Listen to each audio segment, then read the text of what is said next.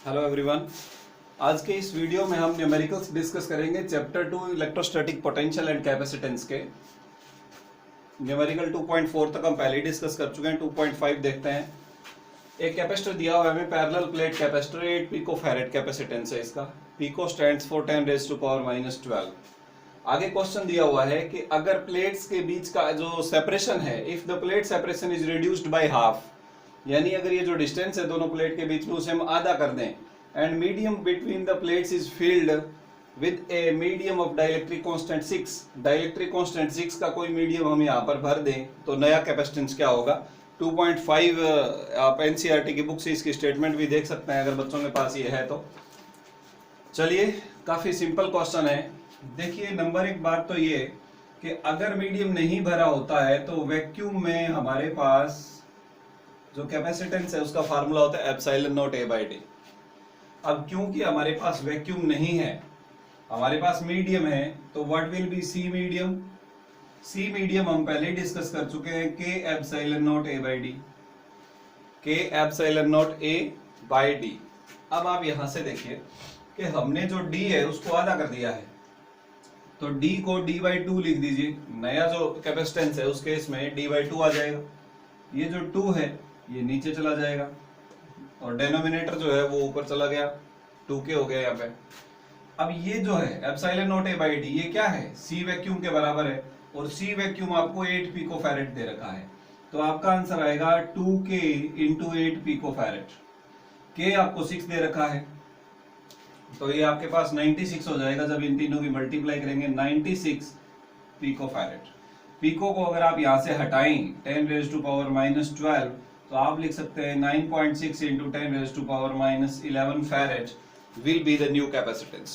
ये हमारे पास नया कैपेसिटेंस हो गया। काफी इजी है डियर स्टूडेंट्स। इसमें अगर चेंजेस हों तो ये एरिया भी चेंज किया जा सकता है, कहीं डबल कर दें, हाफ कर दें, तो ये कोई खास बात नहीं है। जो भी चेंज करने के लिए बोला हो, नया एरिया नया डिस्टेंस लें, और मीडियम जो है उसका ध्यान रखें। अगर वैक्यूम है तो एप्सिलॉन नॉट, और अगर कुछ और मीडियम है, डाइलेक्ट्रिक कांस्टेंट गिवन है, तो उससे मल्टीप्लाई करते हैं, तो ये हमारे पास कैपेसिटेंस आ जाता है। बात करते हैं न्यूमेरिकल 2.6 की। आप यहाँ पर डायग्राम देख रहे हैं। डायग्राम के अकॉर्डिंगली हमें दिया हुआ है कि 3 capacitors each of 9 pico farad, 3 capacitor है 9 पिको फैरेड के हैं, तीनों को सीरीज में जोड़ा गया है। और अगर हम इसे 120 वोल्ट टोटल सप्लाई के साथ जोड़ दें तो दो पार्ट है इसके। नंबर एक बात तो टोटल कैपेसिटेंस बताएं पूरे नेटवर्क का, नंबर 2 अलग अलग पोटेंशियल डिफरेंस बताएं V1, V2 और V3। चलिए बात करते हैं सी टोटल की। सी टोटल का मतलब है यहाँ पर सीरीज, हमने सीरीज में जोड़ा हुआ है, तो what will be C series, ये हो जाएगा 1/9 1/9 1/9। पिको में एक बार के लिए लिख नहीं रहा क्योंकि सभी पिको में है, तो आंसर भी हमारा पिको में आ जाएगा। ये हो गया 3/9, कैंसिल करोगे तो आ जाएगा 1/3। जब आपको सी टोटल चाहिए या सी सीरीज चाहिए तो उल्टा कर दीजिए, 3, आंसर हमारा पिको फैरेड में आएगा। तो टोटल कैपेसिटेंस जो है वो 3 पिको फैरेड हमारा होगा। Quite easy. अब बात करते हैं पोटेंशियल डिफरेंस V1, V2 और V3 की। जब भी ध्यान रखें, जब भी आपको किसी कैपेसिटर कॉम्बिनेशन में चार्ज निकालना हो, कैपेसिटेंस निकालना हो, अलग अलग कैपेसिटर की हम बात कर रहे हैं, या वोल्टेज फाइंड आउट करना हो, पोटेंशियल डिफरेंस फाइंड आउट करना हो, तो क्या करें, हर एक कैपेसिटर के लिए हमें अलग से Q is equal to CV जो फार्मूला है उसे यूज करना पड़ेगा फॉर इंडिविजुअल कैपेसिटर। अब देखें कि इसका मतलब मुझे पहले के लिए लिखना होगा Q1 इक्वल टू C1V1, दूसरे के लिए लिखना होगा Q2 इक्वल टू C2V2, तीसरे के लिए लिखना होगा Q3 is equal to C3V3। Is okay, fine. अब ध्यान दें, क्योंकि ये सीरीज में है इसलिए सभी के सभी चार्ज बराबर हैं। It means Q equal to C1V1, Q equal to C2V2 और Q equal to C3V3। Number एक बात, इट मींस जो V1 है वो आपके पास हो जाएगा Q बाई C1, V2 जो है वो हो जाएगा Q बाई C2, और V3 जो है वो हो जाएगा Q बाई C3। मतलब पहले हम निकालेंगे Q, और C1, C2, C3 आपको पहले से पता है। Okay fine. तो चलिए, अगर हमें Q निकालना हो पूरे कॉम्बिनेशन का तो Q is equal to CV से आ जाएगा। C कितना है भाई, पूरे कॉम्बिनेशन का C है 3 पिको फैरेड, पिको कीजिए 10⁻⁻12। V कितना है, वोल्टेज 120, तो ये आपके पास हो गया 360 इंटू 10⁻⁻12। तो ये हो जाएगा 3.6 इंटू 10 रेज टू पावर -10 और ये हमने क्यू निकाला है तो coulomb 3.6 into 10 to power -10 coulomb. सभी का चार्ज बराबर है तो इसलिए ये वैल्यू यहाँ पुट कर दे। V1 कितना आ जाएगा 3.6 into 10 raise to power -7 coulomb divided by ये क्या था हमारे पास C1 हमारे पास है 9 पिको आपके पास -12 ऊपर गया +12। इसको आप डिवाइड कीजिए और ये पावर आपकी आ गई 10 रेज टू पावर +5 3.6। तो अगर अब मैं यहाँ 11 लिखूं तो ये हो गया 36, तो ये कैंसिल हो गया 4, तो ये हो गया 4 इंटू 10 रेज टू पावर 4। तो V1 आ गया हमारे पास 4 into 10 raise to power 4 volt. इसमें तो थोड़ी गड़बड़ी है डियर स्टूडेंट्स, एक बार थोड़ी हम मल्टीप्लिकेशन वगैरह चेक कर लेते हैं। एक्चुअली हमने जो चार्ज है उसकी वैल्यू यहाँ पर गलत पुट कर दी है, Q डिवाइडेड बाय C1, तो 10 टू पावर -10 है जबकि हमने यहाँ -7 पुट कर दिया, तो ये आपके पास आ जाएगा -10। ठीक है जी, तो यहाँ पर पावर 1 बची और 4 इंटू 10 रेज पावर 1 यानी 40, तो ये आपके पास आ गया 40 वोल्ट। सिमिलरली V2 भी आपके पास आ जाएगा 40 वोल्ट और V3 भी आ जाएगा 40 वोल्ट।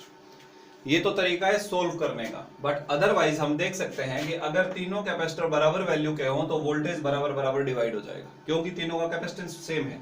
अगर कैपेसिटेंस सेम है तो वोल्टेज डेफिनेटली बराबर डिवाइड हो जाता है। अगर कैपेसिटेंस अलग अलग हो तो पोटेंशियल डिफरेंस बराबर डिवाइड नहीं होता।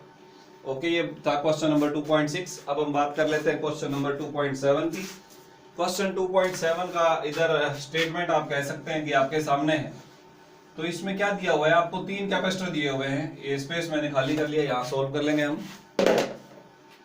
2 पिकोफैरेड, 3 पिकोफैरेड और 4 पिकोफैरेड के कैपेसिटर को हमने पैरेलल में जोड़ा हुआ है 100 वोल्ट सप्लाई के साथ। पहला पार्ट है कि टोटल कैपेसिटेंस बताइए, काफी इजी है। दूसरा है कि हर एक का चार्ज निकालिए। देखिए, अगर हम C टोटल की बात करें, C पैरेलल की बात करें, तो उसका फार्मूला सिंपल है, सबको जोड़ दीजिए। 2 + 3 + 4 ये आपके पास हो गया 9 पिकोफैरेड। तो टोटल कैपेसिटेंस का जो हमारा आंसर आया वो 9 पिकोफैरेड आया, क्योंकि ये पैरेलल है। फार्मूला हम पिछली वीडियो में डिस्कस कर चुके हैं। दूसरा ये बोल रहे हैं कि फाइंड Q ईच, हर एक कैपेसिटर का चार्ज बताइए, यानी आपको Q1 बताना है, Q2 बताना है और Q3 बताना है। Okay fine. Q1 बराबर क्या होगा C1V1, Q2 बराबर क्या होगा C2V2 और Q3 बराबर क्या होगा C3V3। मैंने आपको अभी बताया कि जब आपको अलग अलग कैपेसिटर की कोई टर्म बतानी हो तो अलग अलग का फार्मूला लगाएं। अब आपको C1 C2 C3 पता है, V1 V2 V3 कितने होंगे, क्योंकि ये पैरेलल में जुड़े हुए हैं तो सबको 100 वोल्ट ही मिलेगा। ये हम पहले ही डिस्कस कर चुके हैं कि जितना भी पोटेंशियल डिफरेंस है वो सबके अक्रॉस सेम होगा, कितने भी कैपेसिटर पैरेलल में जोड़िए। तो V1 V2 V3 भी आ गए। C1 है 2 pico stands for 10 raised to power -12। V1 है 100 यानी 10 raised to power 2, तो ये आ गया 2 into 10 raised to power -10 coulomb. इसी प्रकार C2 कितना आ जाएगा 3 into 10 raised to power -10 coulomb, और ये आ जाएगा आपके पास 4 into 10 raised to power -10 coulomb. तो Q1, Q2, Q3 की वैल्यूज जो है वो आपको यहाँ मिल गई है। तो ये क्वेश्चन थे 2.5, 6 एंड 7। अब हम डिस्कस करेंगे क्वेश्चन नंबर 2.8। देखिए, क्वेश्चन नंबर 2.8 हमें ये बता रहा है कि एक पैरेलल प्लेट कैपेसिटर है जिसका प्लेट एरिया दिया हुआ है 6 into 10 raised to power -3 metre square. दोनों प्लेट्स के बीच का जो सेपरेशन है दैट इज गिवन 3 मिलीमीटर। मैंने इसे मीटर में कन्वर्ट कर लिया, 3 into 10 raised to power -3 metre. First part है C फाइंड आउट करें, यानी कैपेसिटेंस फाइंड आउट करें, और सेकंड पार्ट है कि अगर इस कैपेसिटर को हम 100 वोल्ट सप्लाई के साथ जोड़ दें तो चार्ज फाइंड आउट करेंगे, इस पर चार्ज कितना होगा। देखिए, सबसे पहले कैपेसिटेंस की बात करते हैं। कैपेसिटेंस होता है epsilon not A/D। Epsilon not की वैल्यू आपके पास होती है 8.85 into 10 raised to power -12। Area दिया हुआ है 6 into 10 raised to power -3। Distance दिया हुआ है आपको 3 into 10 raised to power -3। ये तो कैंसिल हो गया, ये 2 पर चला गया, ये आप मल्टीप्लाई कर लीजिए, 17 पॉइंट समथिंग कुछ बन जाएगा। ये बन गया हमारे पास 1 16 and 17 and 17 लाइक दिस। तो ये बन गया C फैरेड में आंसर आ गया। अगर आप ये 1 पॉइंट ये यहाँ पर चलिए इसे पिको लिख देते हैं, तो 17.70 पिको फैरेड में हमारा आंसर आ गया कैपेसिटेंस का। It is quite easy to find out. अब दूसरा ये बोल रहे हैं कि अगर 100 वोल्ट सप्लाई से जोड़ दें तो चार्ज कितना होगा। देखिए अगर हमने कैपेसिटर को जोड़ नहीं रखा है सप्लाई से तो इसका कैपेसिटेंस तो है, कैपेसिटेंस का मतलब है इसकी कैपेसिटी होना, ये चार्ज स्टोर कर सकता है, इतना कैपेसिटेंस है इसका। बट अब कोई सोर्स ऑफ चार्ज नहीं है, बैटरी नहीं है, तो ये चार्ज लेगा कहां से। तो जब हम बैटरी जोड़ेंगे तो कितना चार्ज लेगा, व्हाट विल बी क्यू।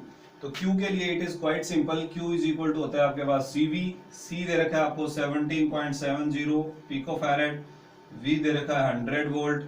100 को इससे मल्टीप्लाई करेंगे तो डेसिमल हट जाएगा, ये 1770 pico will remain as it is क्योंकि ये प्रीफिक्स है।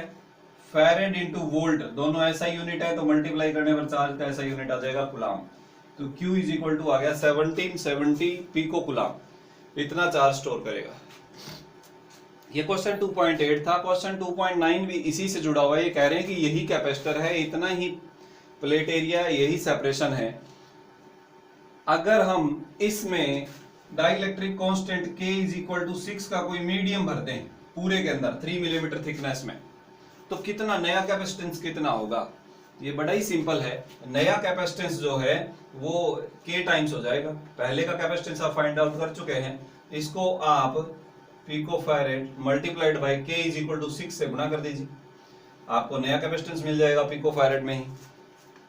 अब ये कह रहे हैं what will happen if the voltage will remains connected, क्या होगा अगर V कनेक्टेड रहेगा और V डिस्कनेक्ट हो जाएगा। देखिए अगर हम 100 वोल्ट को डिस्कनेक्टेड रखें, 100 वोल्ट को हमने बैटरी को एक बार जोड़ा, इतना चार्ज इसने स्टोर कर लिया 1770 पिको कुलाम, और हमने बैटरी हटा दी, और बैटरी हटाने के बाद हमने बीच में डाइलेक्ट्रिक मीडियम भर दिया, तो कैपेसिटेंस तो बढ़ जाएगा, no doubt capacitance will increase, यानी इसमें चार्ज स्टोर करने की कैपेसिटी बढ़ गई है, लेकिन चार्ज का कोई सोर्स अभी जुड़ा हुआ नहीं है, तो चार्ज सेम रहेगा।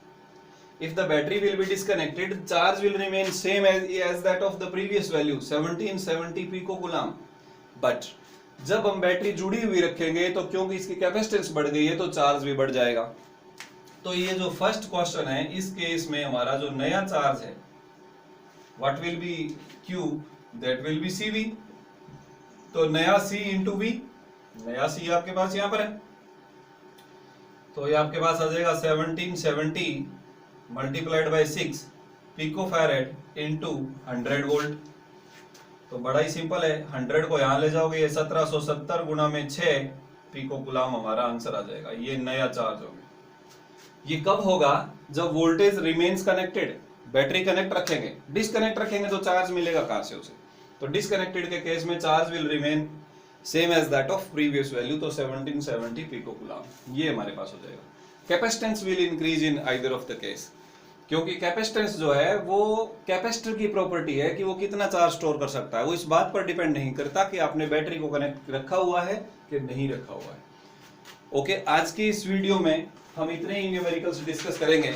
नए वीडियो में हम कुछ नए न्यूमेरिकल्स के साथ मिलेंगे। तब तक के लिए आप घर पर रहते हुए कुछ आगे के न्यूमेरिकल्स ट्राई कर सकते हैं। जो भी प्रॉब्लम होगी वी विल डिस्कस। घर रहें, सुरक्षित रहें।